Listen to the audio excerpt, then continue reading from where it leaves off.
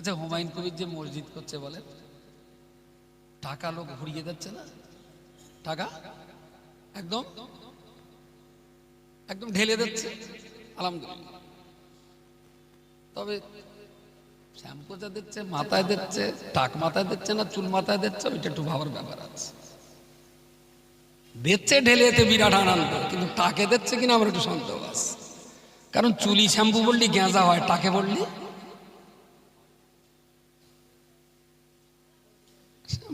Slip করে গড়িয়ে যাবে। শ্যাম্পুর কেরামতি হলো চুল ফাঁপিয়ে সুন্দর করবে, চুলগুলো একটু আইবুড়ো বানায়। কিন্তু টাকে যদি দেই, টাক কি আইবুড়ো বানায়? এটা একটা প্রশ্ন আছে আমার। সময় মতো দেখা যাবে। উঠেছে বাইক, চল বড়মা গঙ্গায় যাই। আসলে তুই তো ডুব মারিস তো বড় গোবর আর পুকুরি।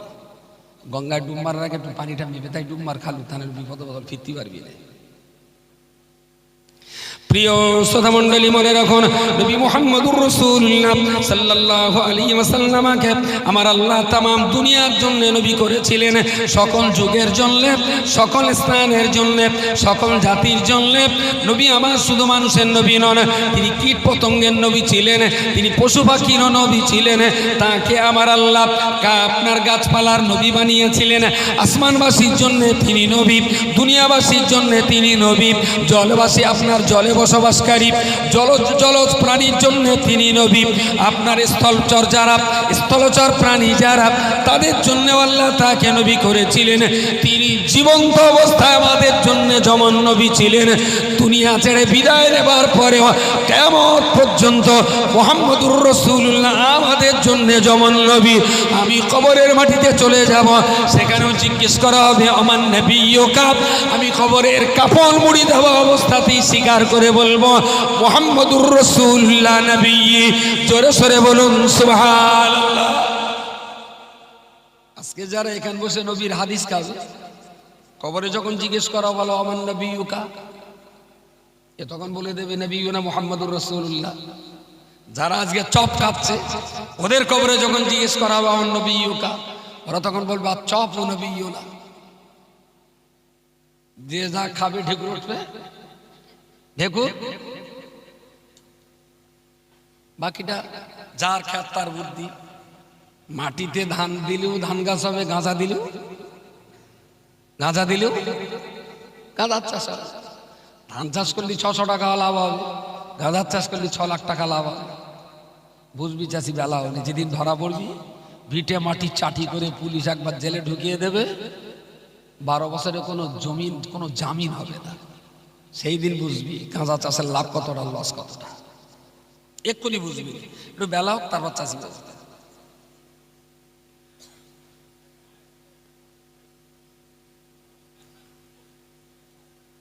একটা গল্প বলে মেয়েটা একটু হাবলি, সংসার উদ্ধার একটা হাবলি বোকা টাকা হয়, তার বাপও গরিব। তার পাশের একটা প্রতিবেশী বললে দেখ তোর হাবলি মেয়েটা আমাদের দে, আমার মানুষ করে, আর আমাদের একটু কাজ কাম করবে। তা সে যেমন কাজের রেট কোষ, যা কাজ দেবেন সারা দিন। হ্যালো হ্যালো হ্যালো, আরে বেগুন ভালো হলেই অল্প মানিতে গলিয়ে দেয়। আর শালা যদি তুলসী পড়া হয়, কেটে বেগুন আছে তুলসী পড়া, ও যদি ইট ভাটার আগুনিও দেন, মাল যত চেপ পেলে স্প্রিং করবে। তাহলে আমি যতক্ষণ দিছি তাতে এই আগুনি বেগুনির গলার কথা আর দিলাম। এখন তা সেই বাড়িতে থাকে, কাজ কাম করে। এখন সে মেয়ে আস্তে আস্তে ছায়না হয়েছে, তার বাড়ি চাষা চাষি বলে দেখো তো হাবলি তো একটা বেসাদি দিতে হবে, যাক মেয়েটা ছায়না হয়েছে, তা দেখাশোনা করি মোটামুটি। ওইরকম একটু গরিব আর একটু হাফ লাগবে না, একটা ছেলে দেখেছি, দেখে বলতে এই এরকম তোর বল বিয়ে হবে, যেন কাল পোষার কোথাও যাস নে, তোর বল বিয়ে দেবো আমরা। তাহলে তো চাষা আমার যার সঙ্গে বেঁধে বসে মদ্দা লোক না মেয়ে লোক, তখন তো হর আমি পিছে মারু, মগা চুপ থাক, ঘরে গিয়ে বুঝতে পারিস কোন মেয়ে লোক কি মদ্দা লোক। গুটি তোমার এ জ্ঞানও নেই, মদ্দায় মদ্দায় বিয়ে হয়। তো হেসে মরে যাচ্ছে। তাহলে তো চাচা তুমি আমার তাহলে মেয়ে লোকের সঙ্গে বেঁধেবা, তো গুটি ন, তুমি মেয়ে লোক আর উল্টোটা মদ্দা লোক দেবে দিতে হয়, ব্যায়াম করবে। কিন্তু উমা ভদ্রলোকের ঘরে গেলে লজ্জা লাগবেন, লজ্জাটা আবার ঠিক করেছে। তা চাচি দেশে এক চড়, এই আমি যা বললাম কার সঙ্গে বলবি না। চাচি ভয় করতেছে এই কথা যদি এবার ছেলের বাপ মার শোনে ঘোড়াটি হয়তো রাজি হবে। আচ্ছা বিচুপি আছে যথারীতি বেদিন ওরে ওই রকম ঘাট সাবান টাবান মাখিয়েছে খুব ভালো করে, মাখিয়ে এটাকে এইবারে চাচি চুলে সিঁড়িতে চার বয়স বলে, শোন আমি যে কথা বলি ভালো করে শোন, বলতে তোর আজকে বলে কাপড় চোপড় গিয়ে একজনকে বাড়ি পাঠাবো, ওই বাড়ি একটা বুড়ো আছে, বুড়োটার আব্বাজি বলে ডাকবে, তার মানে একটা শালা নাকি বলছে ওই বাড়ি একটা তোর চেয়ে তার ছোট মেয়ে আছে, ওই মেয়েটার ছোট বউ বলে ডাকবে, তার মানে কেডা ননদ। তাহলে আমার বলা তো ফাইন আছে। বলছে ওই বাড়ি একটা মদ্দা লোক আছে, ওই মদ্দা লোকটা যার নাম ধরবি না, ওইটা বলতো স্বামী হয়, জানো নাম টাম ধরিস না, এক ছেলে মদ্দা লোক, বলতো ওইটা তো স্বামী, ওর নাম ধরবি না। তারপরে ওই বাড়ি একটা মাছ বুড়ি পানা আছে, ওইটা আম্মাজি বলে ডাকবে, ওইটা তো শাশুড়ি। ওদিকে চুলো এঁচড়েদের চারিদিকে বোঝাচ্ছে, চুল এঁচড়ে এসছে ততক্ষণে চুল মুঠো করে ধরে পক দে, একটা পেস মেরে দে, খোপাটা দে, একটা বাড়ি মেরে দিয়েছে যাদের খোপাটা ঠিক টাইট হয়, বাড়ি মেরে দিতে সব বুঝেছিস তো? হ্যাঁ চাষি আর একটা বাকি রে, চাষি বলতে শালা যা উপদেশ করিস তাহলে একটা উপদেশ এখনো বাকি আছে। বলতে কোন কথাটা? এই এই এই এই এই তার মানে এক চালাচ্ছে পিঁপড়ে বেরিয়ে আর এক চালায় ঢুকতো, বলতে চাচি আর একটা পিঁপড়ে ঢুকে গেলি শেষ হয়ে যাবে, ওই একটাই বাকি আছে। তার মানে এতক্ষণ চাচি যা বলেছে একটাও মাথায় ঢুকলো, চালার পিঁপড়ে দেখতে। আমি যে আপনি চুলে ছেড়ে দিচ্ছি সে আপনি বলো পিঁপড়ে ঘুরতেছে, শ্বশুর বাড়ি কি আগুন লাগবে তার ঠিক নেই। প্রিয় নবী মুহাম্মদুর রাসূলুল্লাহ সাল্লাল্লাহু আলাইহি ওয়াসাল্লাম জীবনের 40টা বছর ধরে যে জাতির জন্য নিজের জান প্রাণকে উৎসর্গ করলেন, নিজের অর্থবিত্তকে উৎসর্গ করলেন, খাদিজার উপার্জিত বিশাল কোটি কোটি টাকার সম্পদ যে মক্কার জনগণের জন্য বিলীন করে দিলেন। 41 বছর বয়সে আল্লাহ পাক রব্বুল আলামিন নবীর উপরে যখন কোরআন নাজিল করে দিলেন, 40 পার করে কোরআনের আয়াত নিয়ে মক্কার জনগণের মাঝখানে বললেন, কুলু লা ইলাহা ইল্লাল্লাহ, হে মক্কার মানুষেরা তোমরা এক বাক্যে স্বীকার করে নাও এক আল্লাহ ছাড়া দ্বিতীয় কোনো মাবুদ নেই, তাহলে তোমরা সফলকাম হবে, তাহলে তোমরা জিতে যাবে, তোমাদের ইহকাল ভালো হবে, তোমাদের পরকাল ভালো হবে, তোমরা দুনিয়াতেও শান্তি পাবে, পরকালে জাহান্নাম থেকে মুক্তি পেয়ে আল্লাহ পাকের দয়ার জান্নাত আল্লাহ তোমাদেরকে পুরস্কৃত করবেন। জোরে সরে বলুন সুবহানাল্লাহ। কচি একটা ছোট মানে কেউ এসো না, কমিটির ছেলেপিলে যারা আছে, আমরা একটু পানি গরম করে দেবো। ডেলিভারির সময় গরম পানি লাগে, কে হয়তো ভাবেন হুজুর আবার ডেলিভারি হবে নাকি, এই ঠান্ডা পানি গলায় পড়লি না বড্ড কষ্ট হচ্ছে। কোনো কচি বেলাতে এসো না, একটুখানি এক গ্লাস পানি দাও। রাসূল পাক সাল্লাল্লাহু আলাইহি ওয়াসাল্লাম যেই কলমার কথা বললেন, জান্নাতের কথা বললেন, জাহান্নাম থেকে বাঁচার কথা বললেন, পৃথিবীতে শান্তির কথা বললেন, কিছু মানুষ চোরাগোপ্তা ভাবে কলমা পড়ে দিয়েছে। সুবহানাল্লাহ বলেন। যে মোহাম্মদ 40 বছরে মিথ্যা বলেনি, সে মোহাম্মদ আজও যেটা বলছে এটাও সত্য।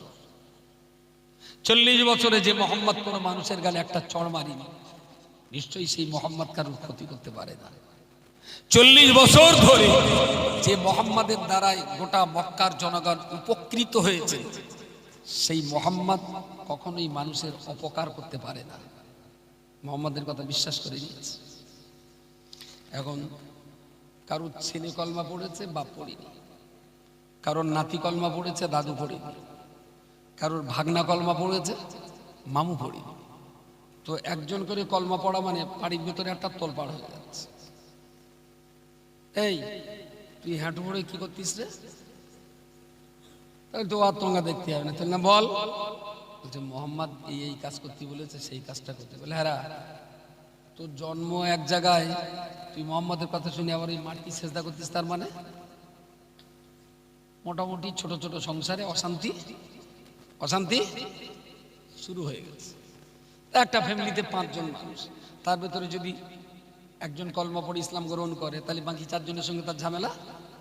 এইরকম ঝঞ্ঝাট ঝামেলা প্রায় বাড়ি বাড়ি চুপি সাড়ে লেগে গেছে।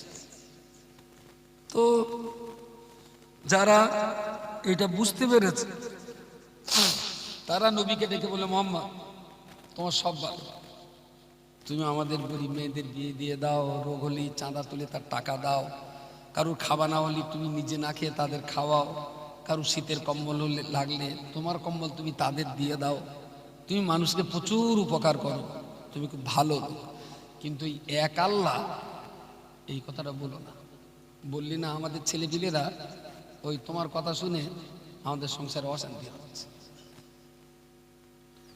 নবী বললেন, তা আমি যদি এক আল্লাহর কথা বলি তা আল্লাহ কড়া, তাহলে আল্লাহ লক্ষ লক্ষ, তাহলে যে আমি একটার কথা বলি তোমরা লক্ষ লক্ষর কথা বলো।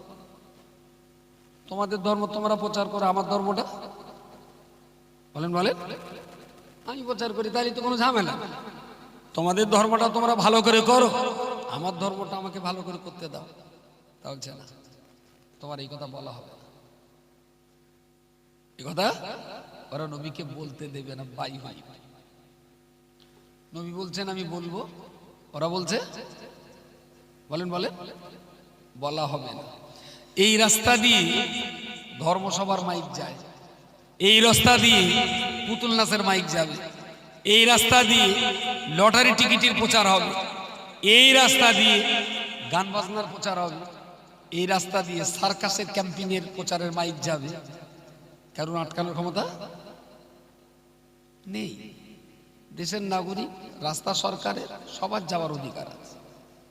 ওরা বলবে যমুক জায়গায় পুতুল নাচাবে, তুমি ভাই যেও না, তারা তো তোমার ঘাট ধরে যায়। ওরা বলছে ধর্মসভা, তোমার মনে হয় যাও, না যায় না যাও, তাই বলে তুমি মাইক আটকাতে পারো, গাড়ি আটকাতে পারো। যার প্রচার সে করবে, মানা না বানা জনগণের ইখতিয়ার। ওরা বললো না মোহাম্মদ, আমরা বলবো না, তোমারও বলা হবে না। ঝামেলা পাকাচ্ছে কার কথা বলে? ওরাই ঝামেলা পাকাচ্ছে। ওদেরকে আল্লাহ বললেন লা তুফসিদু ফিল আরদ, আল্লাহর জমিনে তোমরা অশান্তি করো না। ওরা বাধা দিয়ে অশান্তি করছে, আল্লাহ ওদের বললেন তোমরা বাধা দিও না, তোমাদের কাজ তোমরা করো, মুহাম্মাদের কাজ মুহাম্মদ করো, কেউ কারো কাজে বাধা সৃষ্টি করো না। তো আল্লাহ যখন ওদের বাধা দিতে বারণ করলেন, ওরা তখন বললেন ইন্নাহু আলা ইযা কিলা লাহুম লা তুফসিদু ফিল আরদ ক্বালু, ওরা বলল ইন্নামা নাহনু মুসলিহুন, আমরা শান্তি প্রতিষ্ঠা করছি। কথা বোঝেন? সত্যি কথা, ওরা শান্তি কাজে বাধা দিয়ে কে শান্তি হবে না অশান্তি হবে? ওরা পাকাচ্ছে অশান্তি। আল্লাহ যেই বারণ করলেন তখন বলছে না না, আমরা তো শান্তি প্রতিষ্ঠা করছি।